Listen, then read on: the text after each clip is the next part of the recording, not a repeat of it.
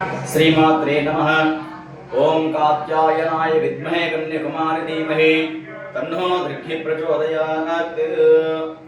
శ్రీ అంకాలమ్మ తల్లి దేవస్థానము వడ్లపాలెము శ్రీవాణి కాన్వెంట్ దగ్గర తాడిపత్రి.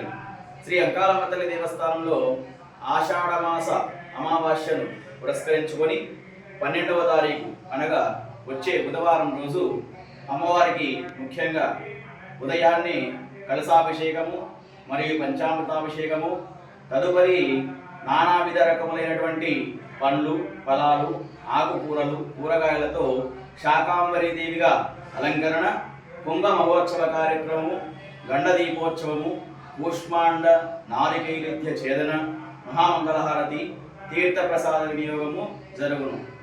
ఈ యొక్క మహోన్నత కార్యక్రమ విశిష్టత ఏమిటనగా, ఇటువంటి మహోన్నత కార్యక్రమము సకల గ్రామాల్లో సకల గ్రామ దేవతలకు ఆషాఢ మాసంలో చీర సారే కార్యక్రమం లాంటివి వినూతంగా అత్యంత వైభవంగా జరుపుకుంటారు. అలాగే మనం కూడా మన అంకాలమ్మ తల్లికి ఈ యొక్క మహోన్నత కార్యక్రమాన్ని చేయదలిచినాము. అంతేకాకుండా ఈ మహోన్నత కార్యక్రమంలో మన రాష్ట్రంలోకెల్లా కేవలం ఒక శ్రీశైల దేవస్థానంలో మాత్రమే జరుగుతుంది.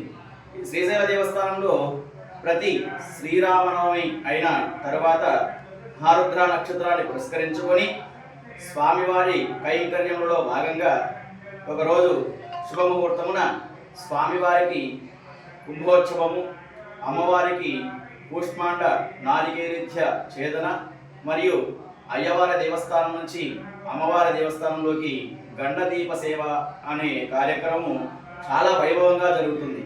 ఈ కార్యక్రమాలన్నీ కూడా శ్రీశైల దేవస్థానంలో ముందుగా నంది సర్కిల్లో ఉన్న శ్రీ అంకాలమ్మ తల్లికి జరిగిన తర్వాతనే వీరభద్ర స్వామి వారి దగ్గర జరుగుతుంది.